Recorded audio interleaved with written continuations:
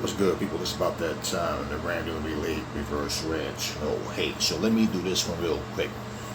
So Teofimo Lopez was talking, being interviewed. He made a comment about fighting Gervonta Tank Davis and Terrence Bud Crawford. So in that same interview, he basically narrowed it down to, as far as fighting either one of them, whichever monkey wants the banana. So when I stayed on his ass, when I stayed on Ryan's racist ass, and people were trying to make excuses for them or shying away from the realities, like I tell you, what's in you is what's in you. And the truth of the matter is, Teofimo's a racist piece of shit. And the funny thing is, little boy, you make racist comments and go and talk about two black men looking like, whichever monkey wants the banana. But it's funny because you like a smashed flat-nosed monkey in the face. You look like one for real. So yeah, both middle fingers up to you, Teofimo. Your daddy didn't raise you right. Next thing I want to talk about, Alicia Baumgartner. You know that she's coming back, and just want to say this about her. I've seen mixed comments. Of course, you got the, oh, you're so beautiful, I miss seeing you in the ring, oh, we get to see that sexy body one more time, blah, blah, blah, all that. Then I see a lot of comments saying, oh, hopefully you off the juice now. Now you're going to see what you look like without being juiced up, and you're drug cheating. So you get all of that. Then, and I'm not going to say surprisingly, because like I said, people are very fickle. I saw a lot of comments where people were saying, you talked all that shit, and then you ducked Clarissa Shields. When these same people, a whole lot of them were saying the opposite before. So, people just flip-flop back and forth. So, we will see what she looked like. We will see what she brings to the table, and see what, what's next for her, and just see how things go. Now, as far as her opponent goes, I'm not really going to get into the fight. I'll say that for another video. But that's that with her, and we'll see what she looks like. Now, another thing, I saw two different videos. Now, they both were posted today. Sometimes people might have a video that's a couple of days old before they post it. I saw a video last week, or was it early this week? Might have been Monday, where Frank Warren was saying that he's still open for Anthony Joshua versus Tyson Fury. Now today, I saw a video where Eddie Hearn was saying that the three people that he has in mind for Anthony Joshua is a rematch with Daniel Dubois, Deontay Wilder, and Tyson Fury. But also today, there's a video where Eddie Hearn is said that he claims that, yeah, they do have a rematch with Daniel Dubois. They didn't have it stipulated in the contract of their first fight, but that they're agreeing to a rematch. I don't know. We'll just have to see what happens. I don't like when I, see, you see all these videos and then people are saying different things, or people are saying, well, this is what was said, and then it's like, okay, let's just wait on that one. But that's where we are right now. And we'll just see what happens and how things go. But I do want to say this. And a lot of people, they get used to seeing something being a certain way, and then they start to really forget like how things used to be. I am not the type of person that feel like if you lose a fight, your next fight has to be someone else coming off of a loss.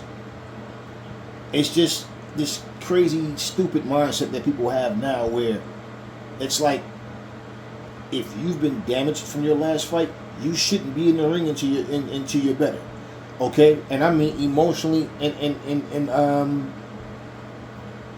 of course physically, but if you're physically okay, but emotionally you're damaged, and mentally you're damaged, you shouldn't be back in the ring. And you got to understand, fighting lesser opponents is not going to build your confidence back up by beating a lesser fighter. And you're going to know you beat a lesser fighter. But, like I said, those type of fights is really, to me, should be for nothing more than for you to keep busy. And a lot of times fighters might try new things. They might have a different trainer or different techniques that they're trying. But can you do those same things against a top-level fighter? So, your confidence really doesn't do anything by beating a lesser guy. Okay? And even if you feel confident after you beat that guy, if you get back in there with a top-level guy, they might beat the confidence back out of you because it's like, damn, this is not as easy as that last fight. So I never understood this stupid mindset of, oh man, he beat a guy coming off of a loss. And like I said, boxing is the only combat sport where you hear the fighter, the fans, and different people within boxing making those stupid excuses up. So, case in point, just because Anthony Joshua lost, like, so what's going to happen? Every time you lose a fight, you got to fight a lesser opponent? Come on. So, because he lost to Daniel Dubois, you heard me say, and I mean this, if that fight's on the table, the rematch, he need to take that, and he need to be focused. All Anthony Joshua has to do is go back, look at that video, look at what the fuck he was doing, then get mad at himself and kick himself up the ass, because I still don't know what the fuck he was thinking from the round one to he tried, he went in and he fought back. I give him that. He fought back like he was supposed to. He's trying to be. Like he went in and was scared to fight. He tried to knock Daniel Dubois out. That's how he got knocked the fuck out, because when he heard him, he jumped on him, but he just did it carelessly. If you go back and look at that fight, he'll probably think, what the fuck was I doing? So if he understands that, and I have to say it that way because I can't guarantee shit. If he understands that, man, I fought the wrong tactic. He can hurt me, and I also know I can hurt him. I had him hurt, and I fucked it up, getting overzealous. But if he understands that, and he go back and watch that fight and see all the fuck ups he made from the very first round. Even when he came in the ring, man, I don't know. He just, bottom line, an ass whooping doesn't mean, okay, I gotta reset. Every time I lose, I gotta reset. No, he's been through all that shit already. Understand what happened. Get back in there like you said. You know you got the heart? Okay, prove it. Go back in there. Get your shit right. Fight Daniel Dubois in a rematch. You win. Hey, you got it. You lose. Now you got to start thinking about, what's next for you.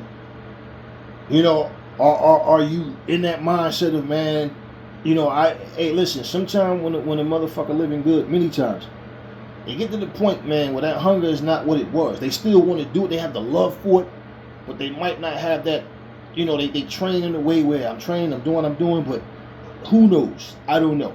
Bottom line is, I don't care what the fuck happened, what all the other shit is. He got beat, and he got beat soundly. And the only way to redeem that shit is by beating Daniel Dubois. Even if you go beat another top level guy, that lets us know, okay, he still belongs here.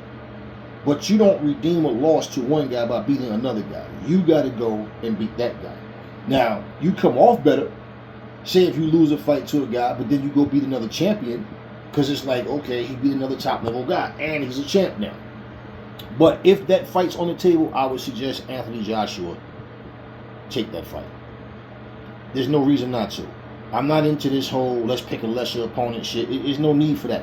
When he lost to Usyk those 2 times, because of the meltdown, and not only that, the fact that it's like he was doing just enough to try to get the Usyk, but not he wasn't doing enough. It's like he wasn't trying to go above and beyond. He was just trying to do enough to try to stay in the fight, to try to win. He was confused, and he just couldn't catch up to Usyk. He didn't know what to do to get to Usyk. And so he did better in the rematch, but it's like, no, man, you're not fighting the way you used to.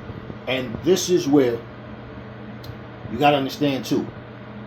He fought Daniel Dubois, who's another big puncher, who basically came and did what he was supposed to do and corrected those mistakes that he normally makes. And he fought very smart. Kept his hands where they were supposed to be, stayed off that center line, and kept the pressure on AJ. That's what he was supposed to do. You know what I mean? So for AJ has to find, go just I mean, the way he fought. If anything is surprising about it is the way he fought that even lasted 5 fucking rounds. You know what I mean? So, because AJ was just, I'm like, what are you doing? Like, what, man, you know, because Daniel Dubois was on him. Now, he going in, like I said, study that fight, look at everything he did wrong. Whatever he knew he was supposed to do, if he can implement that in the rematch, we'll see. But yeah, I saw that today, and I said, man, because, you know, like I said, people have videos sometimes, and sometimes I do the same thing, then I got to, you know what, let me just delete this video. You know, sometimes I've done that in the past where I had a video a couple of days before I finally put it out. So, and then if I see something else that comes up that outdates it, I'll just delete it. Just like, okay, you know, I was going to release this today, but I also saw a video saying that, you know, such and such a thing is different from what my video was saying. So the response or the answer to what I was asking was revealed. So I don't know, but yeah, and actually it was on Talk Sport. Yeah. So Eddie Hearn is saying that, yeah, man, they're agreeing to a rematch with him in Dubois. But I think that's the way he need to do it. You know, I look at it this way, man. Especially when you fight somebody and then you go fight a different fighter with a completely different style. You know, a lot of times when you lose, man, like a person lose, even if they're not really down by it, it's still in their mind. And you got to focus on this fighter that you're in front of now. But a real competitor always want to beat the guy that beat them. And it's always going to be in you like, nah, this motherfucker, I got to get him. I got to get him. So there's no need to go into an immediate rematch with someone if you go in there and take a really bad beating. You know, where however your contract is stipulated, that's what you got to go by. But like, if you're going into a fight and not 100%, that's one thing. But to go into a fight and just understand, like, let's just be real, okay? Daniel Dubois, he did what he was supposed to do. But AJ fought stupidly, man. Like, he fought stupidly. So, I mean, at the end of the day, the fact that he was even able to catch Daniel Dubois and hurt him, the way he was fighting, you know, it's like, okay, so if you went in there and fought the way you were supposed to fight, you know what I'm saying? Like, hey, come on, that's not what we saw. We saw some sloppy, amateur-looking shit that AJ was doing. So, for that matter, it doesn't matter who you fight. If you go in there fighting stupidly, somebody else could do the same thing to you. You know what I mean? So, this is what I mean. So to have a focus and know, okay, this guy beat me. I see why he beat me. Okay, I need to definitely correct that shit and go in there and get mine back. And I think that would be the best thing for AJ. And not to mention, more than likely, now Daniel Dubois, that's the kind of fighter he is. He's a pressure guy. He like to come in there and walk you down and try to break you down. So this is what, you know, and that's his best chance to win. For him to try to stay on the outside, that's not the way Dubois fight. Like you know, so for Anthony Joshua, now whether he can win the rematch or not, yet to be seen. But that's how you redeem yourself. And I'm saying this shit, like I said, man, people, you know, they got their favorite fighters, and I don't really have no favorite fucking fighters. You know, AJ, I do like, he's the guy I like to see win, and then I push for to beat everybody in the division. But at the same time, I'm not going to make excuses for nobody, and, you know, I don't personally give a fuck. It ain't like I'm losing no sleep because Anthony Joshua lost a fight. It's just the fact that, like I'm saying, I feel like he needs to jump back in there, man.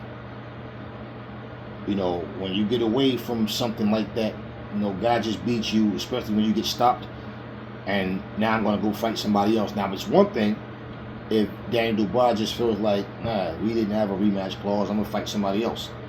But it's another thing if Daniel Dubois says, sure, we can do it again, then you have no reason. This is what I'm saying. If Daniel Dubois, because they're not contracted, says no more fight with AJ, okay, then AJ just got to miss out. But if Daniel Dubois agrees to it and AJ opts out to fight somebody else, I don't think that helps AJ.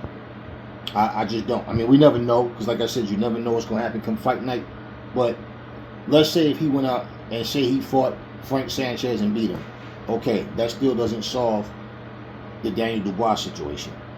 You understand what I mean? That's who you got to go and beat as well. He beat you. I mean, it'd be nice for him to pick up the win, yeah. But you always want to beat the guy that beat you.